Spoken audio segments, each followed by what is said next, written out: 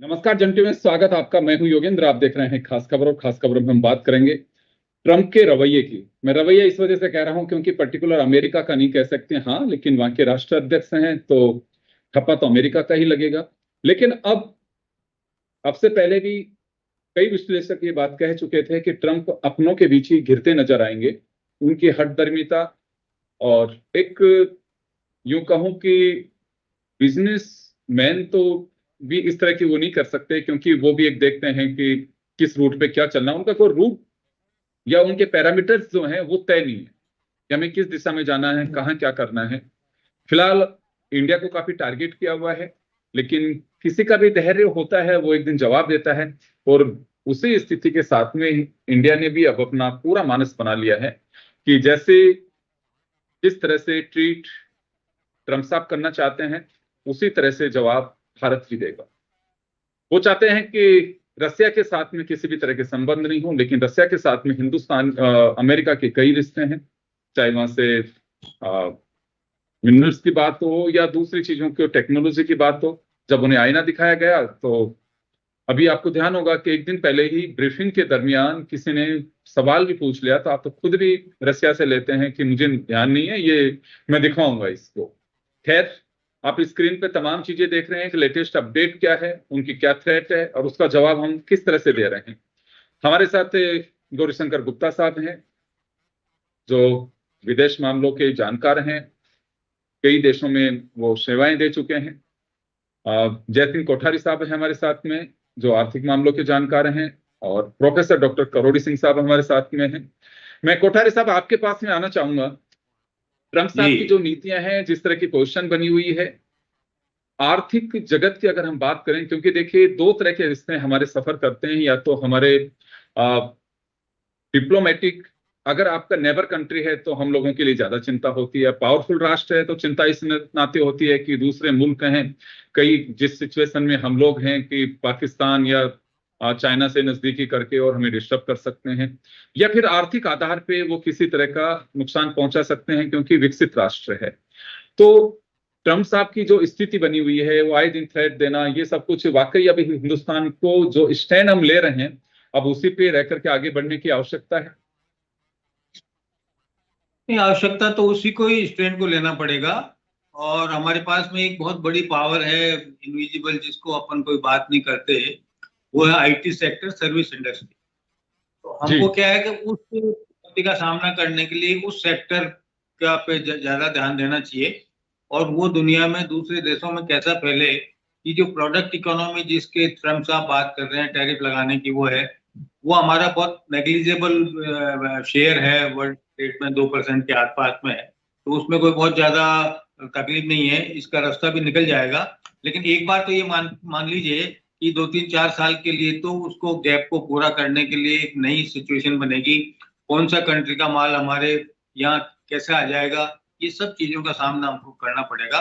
और मैं मानता हूं कि हम क्या कि ग्लोबल मार्केट से पहली बार जुड़ रहे हैं। ये फ्री ट्रेड एग्रीमेंट और ये क्या होते हैं, अब तक हमारे बिजनेसमैन और कोई नहीं जानते। लेकिन जब दुनिया के बाजार से कॉम्पिटिटिव ट्रेड से, जब आपको अब तक ये मान लीजिए कॉम्प्लीमेंट्री ट्रेड था, भाई ठीक है, फला कंट्री की नीड है, दे दो, क्या पैसा लेना है, क्या टैरिफ लगाना है। अब ये नया दौर है, इसमें हर कंट्री अपना आत्मनिर्भर होना चाहता है। अमेरिका पे $37 ट्रिलियन का उधार, $37 ट्रिलियन के उधार को वो कैसे बोझ ढोएगा, ये अमेरिका की अपनी चिंता है। जिसमें से वो 10 साल में $1.2 ट्रिलियन इन देशों से जो टैरिफ से कमाएगा, ये उन्होंने टारगेट बनाया।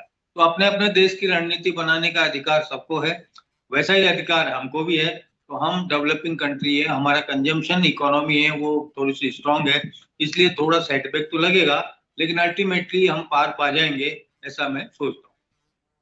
जी गुप्ता साहब, आपके पास में आना चाहूंगा। आपने पहले इस बात को लेकर के आगाह किया था कि कुछ हमें हमारी स्ट्रेटेजी बदलने की आवश्यकता है, और वो स्टैंड अप इंडिया ले भी रहा है कि बहुत लंबे समय तक केवल एक प्रेशर को सहन भी करना ठीक नहीं है। तो अब क्या लगता है कि सही रूट पे जा रहे हैं हम लोग? क्योंकि वो चारा नहीं है, तो एक मित्र की भूमिका में हमारे साथ में रसिया रहा, आज वापस से भी वो अपनी भूमिका में अपनी जगह पे है, चाहे किसी भी तरह के दौर रहे हो। हम अमेरिका की नजदीकियां भी हमने बढ़ाई, लेकिन रसिया ने बहुत ज्यादा हमारे उसमें दखल नहीं किया, लेकिन अमेरिका बर्दाश्त नहीं कर रहा। तो क्या लगता है आपको कि ट्रम्प साहब को खुद को ही महसूस ये होगा कि मैं अपने कंट्री में ही घिर रहा हूँ, जो मैं कुछ कर रहा हूँ वो ठीक नहीं है, और नहीं तो फिर हम जो रूट पकड़ रहे हैं, हम स्वतंत्र हैं कि हमारा रूट हम खुद चुनेंगे? नमस्कार योगेंद्र जी, नमस्कार हमारे को पैनलिस्ट को और सभी ऑडियंस को।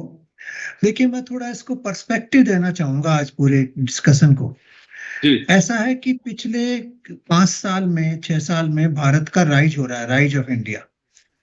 आप देखिए, यहाँ पर तरह तरह के स्पेस सेक्टर में नए इनोवेशंस हुए हैं, आर्मामेंट इंडस्ट्री में बहुत जबरदस्त इनोवेशन हुए हैं, जो ऑपरेशन सिंदूर में आपने देखा।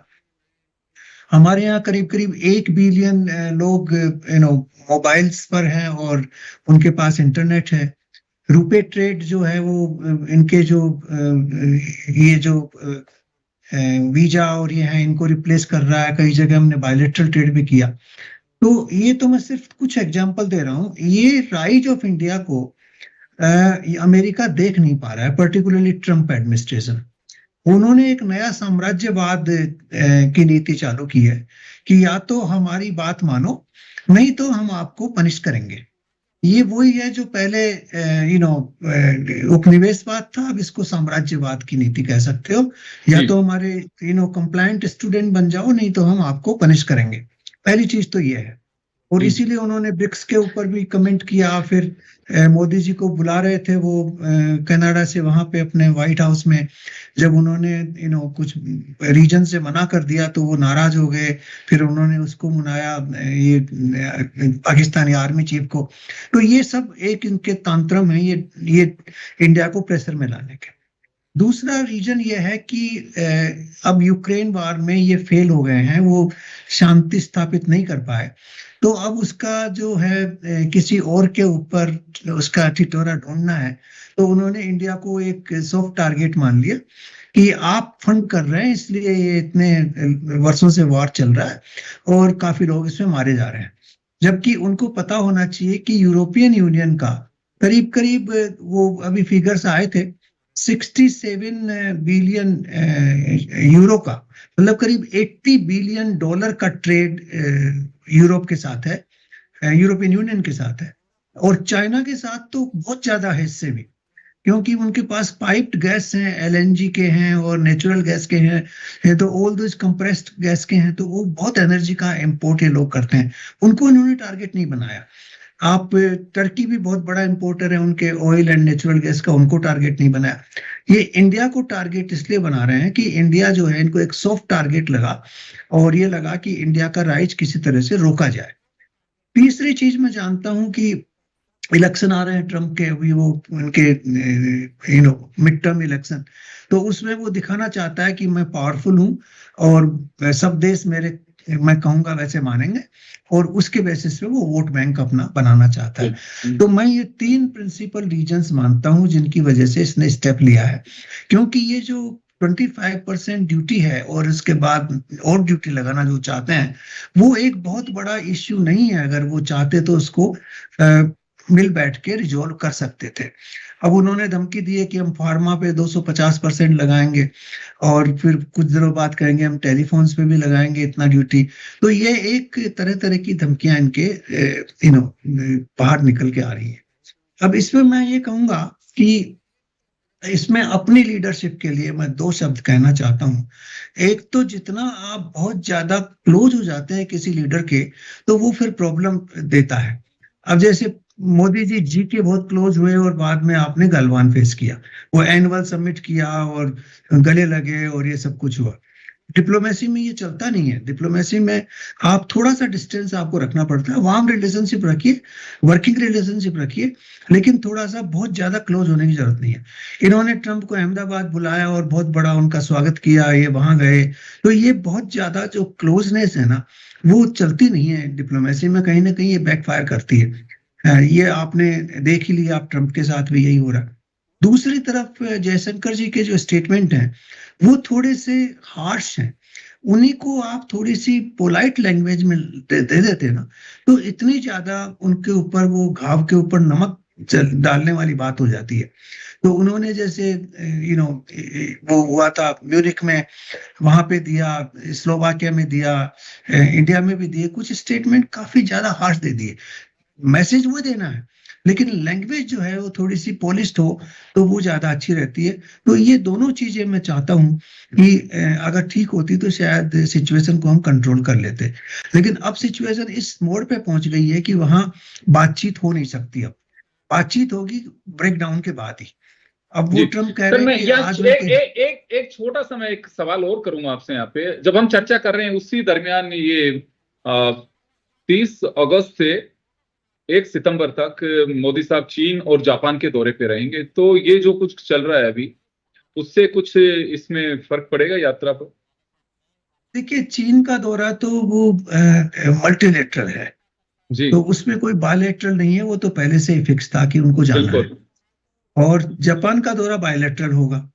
और अभी डोवाल साहब क्योंकि इस बार पुतिन इंडिया आएंगे बायलेटरल कंसल्टेशंस के लिए, तो उसकी प्रिपरेशन के लिए वहां गए हैं। उसको अननेसेसरी कलर देने की कोई जरूरत नहीं है, लेकिन नेचुरली ये सिचुएशन भी डिस्कस होगी। ट्रेडिशन यही होता है कि जब हेड ऑफ स्टेट आते हैं इंडिया, तो उसके पहले हमारे एनएसए और फॉरेन मिनिस्टर जाके उसकी प्रिपरेशन करते हैं, फिर हेड ऑफ स्टेट आते हैं। इसी तरह से जब हम जाते हैं किसी के यहाँ, तो उनके फॉरेन मिनिस्टर और एनएसए हमारे यहाँ आते हैं, तो प्रिपरेटरी विजिट होता है। लेकिन अब इसको प्रोजेक्ट किया जा रहा है कि हम उसको एक बहुत टिट फॉर टैट जवाब दे रहे हैं। उन सबको हमें इसको प्रोजेक्ट करने की जरूरत नहीं है। वो भी नोटिस कर रहे हैं, हम भी नोटिस कर रहे हैं। इसको हमको प्रेस में बहुत बोल्ड लैंग्वेज में बोलने से उल्टा वो घाव पे नमक चलाने वाली बात होती है। तो हमें इस पे क्वाइटली डिप्लोमेसी करनी चाहिए इन चीजों के ऊपर। और मैं अभी भी, मेरा विचार ये है कि ट्रम्प के ईगो, क्योंकि उसका पर्सनल ईगो बहुत ज्यादा है, अगर मोदी जी एक बार उनसे बात कर लें कि ठीक है, हमारे रिलेशन बहुत डीप हैं, कई डाइवर्सिफाइड फील्ड्स में है, एक छोटी सी चीज के लिए हमको इनको डिस्ट्रॉय नहीं करना चाहिए, और वो अपनी चीज पे फर्म रहे कि हमारी जो ट्रेड नेगोशिएशन है उनकी टीम वापस मिले और वो आपस में सॉर्ट आउट करने की कोशिश करे। और उनको ये भी समझाएं कि हमारे एग्रीकल्चर और डेयरी इंडस्ट्री का कितना इंपॉर्टेंस है, कितने करोड़ों लोग में भी 50-60 करोड़ फैमिली जिसके ऊपर डिपेंडेंट है, हम उनको कॉम्प्रोमाइज नहीं कर सकते, उनका फ्यूचर कॉम्प्रोमाइज नहीं कर सकते। तो ये चीज अगर एक लैंग्वेज में, पोलाइट लैंग्वेज में कही जाए, तो हो सकता है कुछ रिकॉन्सिलिएशन हो जाए। बट अब मेरे को लग रहा है कि ये मुश्किल है, क्योंकि मेरे को लग रहा है मोदी जी को बात करते तो पिछले वीक बात करते, जो एमईए का स्टेटमेंट आया उसके पहले। अब बात करने में थोड़ा सा हो तो सकती है, अभी भी ऐसी बात नहीं है, लेकिन थोड़ी दिक्कत जरूर होगी। तो मेरा मानना यह है कि इसमें मल्टीपल फैक्टर्स हैं, और मोस्ट इंपॉर्टेंट फैक्टर है कि ये राइज ऑफ इंडिया को नहीं देख सकते।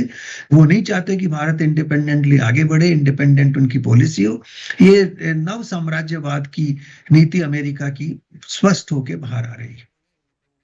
बिल्कुल आप सही कह रहे हैं। और कुछ चीजें ऐसी हैं कि प्रेस एंड मीडिया या फिर जिस तरह का एक प्रोपेगेंडा तैयार किया जाता है कि जापान या चाइना का दौरा है, बिल्कुल निश्चित रूप से पहले से तय था। एनएसए और एक्सटर्नल अफेयर्स मिनिस्टर, उनका जाना भी, क्योंकि किसी भी राष्ट्र का शासन अध्यक्ष आता है तो एक कर्टसी होती है कि आपको जाना है, लेकिन तैयारी और इस तरह की बात की जा रही है कि अब जवाब देने का वक्त आ गया कि जो सोशल मीडिया पे चल रहा है। लेकिन बहुत ज्यादा जल्दबाजी किसी कमेंट्स पे करनी नहीं चाहिए, इनके परिणाम कम दुष्परिणाम ज्यादा आते हैं।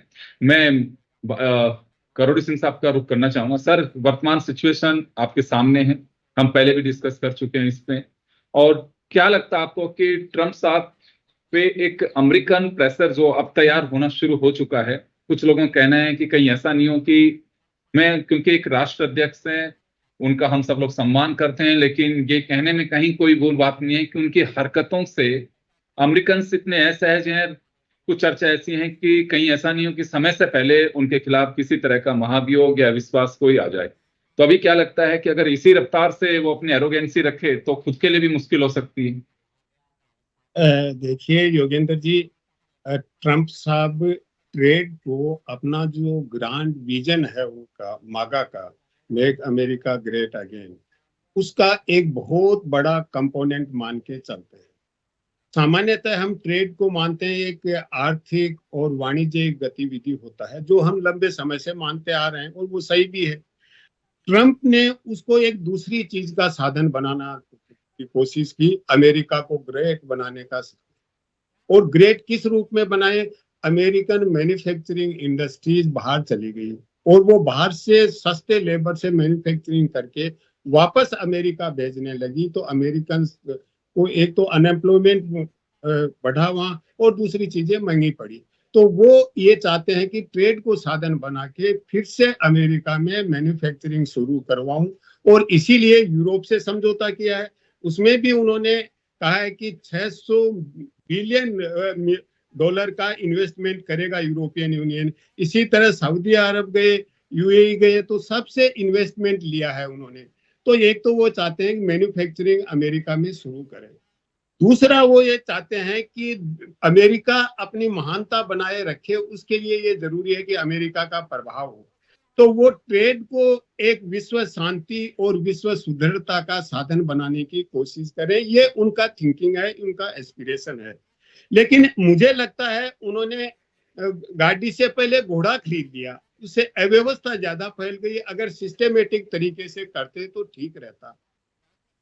जहां तक गुप्ता जी ने कहा कि वो भारत का राइज नहीं देखना चाहिए, देखिए अंतरराष्ट्रीय मामलों में हम पढ़ाते हैं तो हम ये कहते हैं हर देश डिफेंसिव पोजिशनल होता है, अपनी पोजीशन को बनाए रखना चाहता है, जो ग्लोबल स्ट्रेटिफिकेशन में है। तो भारत अमेरिका की पोजीशन को किसी भी रूप में चुनौती नहीं दे रहा है। अभी भारत अमेरिका को डिस्प्लेस करके नंबर 1 नहीं बनने जा रहा है। चाइना में वो पोटेंशियल है, वो दिख भी रहा है, चाइना डिस्प्लेस कर सकता है। तो इस रूप में उनको अगर दुश्मनी करनी है तो चाइना से करनी चाहिए, इंडिया से क्यों कर रहे हैं? इंडिया के अगेंस्ट में इतना क्यों है? ये एक चिंता की बात है, इसमें हमें सीरियसली सोचना चाहिए। और यहाँ मेरा एक सवाल होगा सर, यहाँ मेरा एक सवाल होगा सिंह साहब, एक सवाल ये होगा, क्या आपको लगता है कि कुछ इंसिडेंट्स पिछले दिनों जैसे रहे कि इन्होंने कहा कि सीज फायर मैंने कि अब तो मेरा नोबेल पुरस्कार बनता है, और वहां के जो सेनाध्यक्ष मुनीर हैं उनको बुलाया भी, और उन्होंने भी एक तरह से कहा कि नहीं आपका बहुत आभार है कि आपने इस युद्ध को रुकवाया, बाकायदा ये पाकिस्तान में काफी चला भी। तो ऐसा लगता है आपको कि हम जो चाह रहे थे और जिस अंदाज में वो हिंदुस्तान से एक उम्मीद कर रहे थे कि कुछ रिएक्शंस इस तरह के आने चाहिए मेरे ट्वीट्स पे और इन पे, तो वो उस तरह से, तो ये पर्सनलाइज उसको लेकर के जा रहे हैं और वो अपने एक टीस या खींच कहूं इसे, तो वो निकालना चाह रहे हैं। देखिए योगेंद्र जी, उससे पहले मैं एक चीज बताना चाहूंगा कि हमारे प्रधानमंत्री अमेरिका गए और जाने से पहले भारत ने यूनिलेटरली अमेरिकन गुड्स से पे टैरिफ कम कर दिया था, यूनिलेटरली, और कुछ पे मेरे ख्याल से ऑलमोस्ट रिमूव कर दिया था, नॉमिनल रखा था। ये प्रधानमंत्री के जाने से पहले की बात है, और वो इसलिए किया कि एक सौहार्दपूर्ण वातावरण बने। उसका जवाब ट्रंप साहब ने किस रूप में दिया कि जो भारतीय थे, ठीक है वो गैर कानूनी थे, लेकिन जिस तरीके से उन्होंने भेजा बातचीत से पहले, वो थोड़े 2-4 दिन बाद या हफ्ते 10 दिन बाद भी भेज सकते थे, प्रधानमंत्री और प्रेसिडेंट की बातचीत हो जाती उनकी आपस में, लेकिन इस तरीके का उन्होंने एटीट्यूड अपनाया।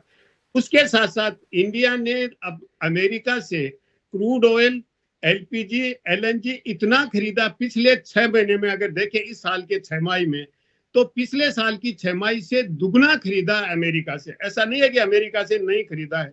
तो अगर वो चाहते हैं कि भारत अमेरिका से खरीदे, ट्रेड इम्बैलेंस है, तो भारत ने ऑलरेडी वो प्रक्रिया शुरू कर दी थी इस साल के शुरू में।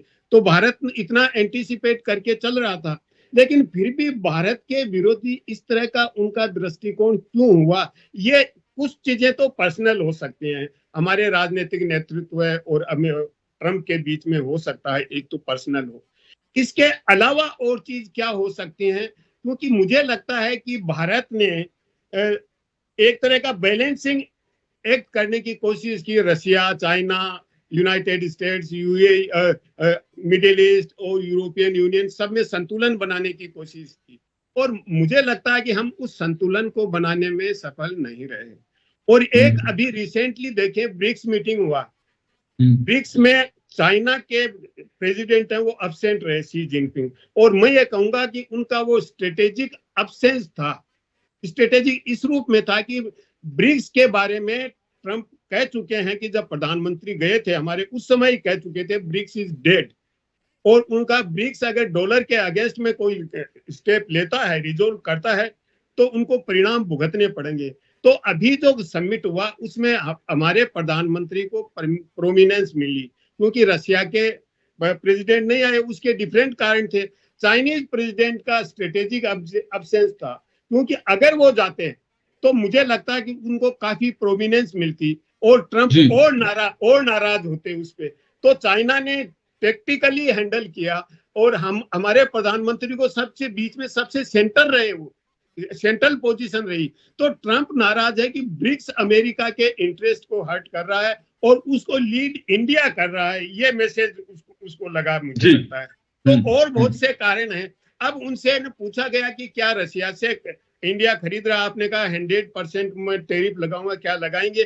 तो उन्होंने कहा कि नहीं, अभी ऐसा कुछ नहीं है, कल हम रशिया से मुलाकात करेंगे, उसके बाद तय होगा। तो वो 100% वाला तो नहीं है, लेकिन 25% जो टैरिफ लगा रहे हैं उसको लेके भी मुझे लगता है फिर वो कहीं पोस्टपोन कर सकते हैं। लेकिन एक चीज है, यहाँ भारत, अगर पुतिन आएंगे तो ट्रंप भी भारत आ रहे हैं, तो हमारे प्रधानमंत्री की मुलाकात हो सकती है। ट्रंप इसलिए आएंगे कि क्वेड की समिट भारत में होनी है इसी साल में। तो अभी भारत के प्रधानमंत्री चीन जाएंगे तो वहां निश्चित रूप से बाइलेटरल लेवल पे बात होगी, और मुझे लगता है कि भारत के लिए एससीओ का सबसे बड़ी इंपॉर्टेंस है वो बाइलेटरल जो साइडलाइन से मीटिंग होती है, वो ज्यादा इंपॉर्टेंट है।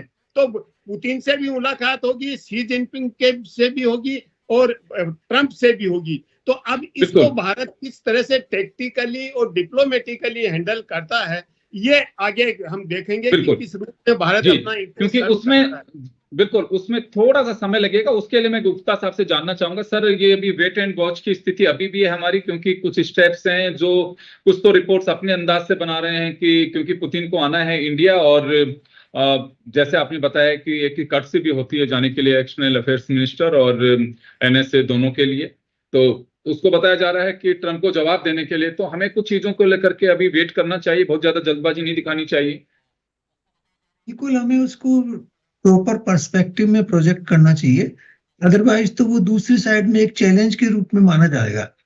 अब जैसे करोड़ी सिंह जी ने बताया कि हमारे प्रधानमंत्री वहां गए थे ब्राजील में। अब उसका हमारे प्रधानमंत्री का जाना जरूरी इसलिए था क्योंकि नेक्स्ट प्रेसिडेंसी हमारे पास आएगी, तो वो हैंडओवर करते हैं प्रेसिडेंसी को। तो शी जिनपिंग तो हो सकता है नहीं भी जाए, उन्होंने स्ट्रेटेजिकली निर्णय लिया, हो सकता है, पॉसिबल है, लेकिन हमारे प्रधानमंत्री का जाना जरूरी था क्योंकि उनको वो हैंडओवर करते हैं प्रेसिडेंसी, तो उसके लिए इनका प्रेजेंस जरूरी था। लेकिन नेचुरली उनको प्रोमिनेंस मिला और उस प्रोमिनेंस को हमारी प्रेस ने भी बहुत प्ले आउट किया, और वो नेचुरली ट्रंप जैसे व्यक्तियों को पसंद नहीं आया क्योंकि वो खुद बड़े इगोइस्टिक हैं, वो नहीं चाहते कि कोई दूसरा व्यक्ति लाइमलाइट में आए। तो ये जो स्टेप्स हैं सर, कहीं ना कहीं आपको लगता है कि इनका ईगो पर्सनलाइज चीजों को ले रहे हैं, वही एक सबसे बड़ी बात आ रही है सामने? बिल्कुल, इनका ईगो जो है ना, ये बड़े इमोशनल है और इगोइस्टिक है। तो अगर हमारे पीएम इनसे लास्ट वीक में एक बार बात कर लेते ना, तो उनका ईगो सेटिस्फाई हो जाता और फिर आगे का पाथ जो है स्मूथ हो जाता। अब मैं तो नहीं जानता क्यों नहीं कि कोई रीजंस होंगे, लेकिन मेरा को ऐसा लगता है कि ट्रंप एक्सपेक्ट कर रहे थे कि प्रधानमंत्री मोदी उनको एक बार कॉल करेंगे। बिल्कुल बिल्कुल। चलिए कोठारी साहब, मैं एक आपके पास में आना चाहूंगा। अब हमें क्या स्टेप्स लेने चाहिए, क्योंकि दुनिया व्यापार के लिए टिकी हुई है। जो कुछ हम स्ट्रेटेजी देख रहे हैं ट्रंप की, उसके पीछे भी कहीं ना कहीं अर्थ की दुनिया उसके जहन में बसी हुई है। मजबून जो अगर हम कहें तो वो यही है कि पैसा आना चाहिए, यानी कि व्यापार पे फोकस है। तो हमें क्या सावधानी रखने की आवश्यकता है, या फिर नजदीकियां बढ़ानी चाहिए, या फिर वेट एंड वॉच करना चाहिए?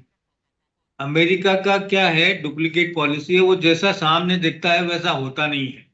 उसका जो टारगेट है वो हमारा ब्रिक जो हमारा संगठन बना हुआ है उसको डैमेज करना है, उसको बिखेरना है।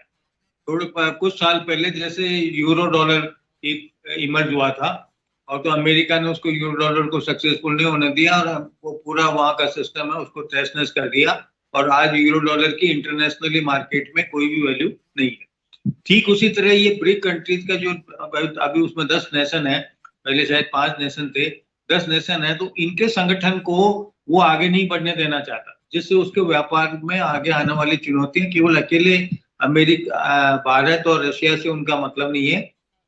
ब्राजील और ये 10 कंट्रीज हैं, वो 10 कंट्रीज एकजुट नहीं हो, वो एकजुट हो जाएंगे तो फिर अमेरिका को सब भारी पड़ेंगे। तो उस मेन टारगेट उसका मेरे ख्याल से ये है कि उनको आगे नहीं आना चाहिए और ये जो ब्रिक जो संगठन है वो यहीं पे खत्म हो जाए, ये आगे नहीं बढ़े। दूसरा आपने कहा तो उसका जवाब ये है कि हमको हमारी इंडस्ट्री और सबका कॉम्पिटिटिवनेस बढ़ानी चाहिए। जो इंटरनेशनल स्टैंडर्ड है, जिस इंटरनेशनल स्टैंडर्ड पे जहां हम पीछे हैं, जहां बराबर है ठीक है, जहां हम पीछे हैं उसमें बढ़ानी चाहिए। और सबसे बड़ा हमारे पास में ह्यूमन रिसोर्स है और एक नॉलेज है, उसको बेचने का कोई दूसरा रास्ता सोचना चाहिए। हमारे यहाँ इतनी करोड़ों की मैन पावर है, उसको रोजी रोटी देने जाके डॉलर दूसरे कंट्रीज में कैसे कमा के लाए। बस एक फॉर्मूले पे हम 5-10 साल अगर काम करेंगे तो मेरे ख्याल से ये जितनी जो इतनी जो सेटबैक है उसका जवाब निकल के आ जाएगा। जरूरी नहीं है आप अमेरिका से कमाएं, दूसरे जाके आप ह्यूमन रिसोर्स की रिक्वायरमेंट हर कंट्री में है। आप दुबई में चले जाइए, वहां पे राजस्थानी खाने बनाने वालों के सैकड़ों हजारों लोगों की जरूरत है। तो हम उन पोटेंशियल को देखें अलग अलग कंट्रीज के और 10-20 कंट्रीज कैसे छांटें जहां हमारा ह्यूमन रिसोर्स जाके काम कर सकता है, वो इसका जवाब बेटर हो सकता है, ऐसा मेरा मानना है। बिल्कुल निश्चित रूप से, और कहीं कहीं कुछ रास्ते तलाशे भी जा रहे होंगे और मुझे लगता है कि इस पे वर्क भी चल रहा हो, क्योंकि जब लगता है कि कोई आदमी इतना एरोगेंट हो सकता है और हमारे रास्ते बंद कर रहा है तो रास्ते दूसरे तलाशे भी जाते हैं। कहा जाता है ना कि आविष्कार आवश्यकता की जननी है। वो साइमल्टेनियस होना चाहिए, जब आपका सेटबैक है तो उसके साथ साथ में ये काम भी होना चाहिए, तो इसका 1-2 साल में जाकर आपको जो बैलेंसिंग हो जाए। बिल्कुल, तो जैसे आवश्यकता होगी उसी तरह से नई चीजें, नए रास्ते भी निकलेंगे, तो मुझे लगता है कि उसी पे फोकस काफी कुछ किया भी जा रहा होगा। खैर, लेकिन कुछ चीजें हैं, कहीं पे धैर्य दिखाने की आवश्यकता है, कहीं पे बहुत हमें कुछ स्टेटमेंट से भी बचना चाहिए। खैर, लेकिन हमारे यहाँ पे कुछ लोग डिप्लोमेट्स हैं, वो अपने स्तर से देख भी रहे होंगे, लेकिन बहुत ज्यादा वो नहीं है कि ट्रंप साहब जो पर्सनलाइज जिसे ले रहे हैं उनका नुकसान केवल हिंदुस्तान को नहीं है, संबंधों के साथ साथ अमेरिकन को भी काफी ऐसा है। जो चीजें आ रही हैं, कुछ पब्लिक डोमेन में बातें हैं, उसको लेकर के भी आने वाले दिनों के अंदर दुनिया के लिए तो एक सरदर्द बन ही सकते हैं ट्रंप साहब, क्योंकि एक अमेरिका के राष्ट्राध्यक्ष, लेकिन अमेरिका के लिए वो बन चुके हैं।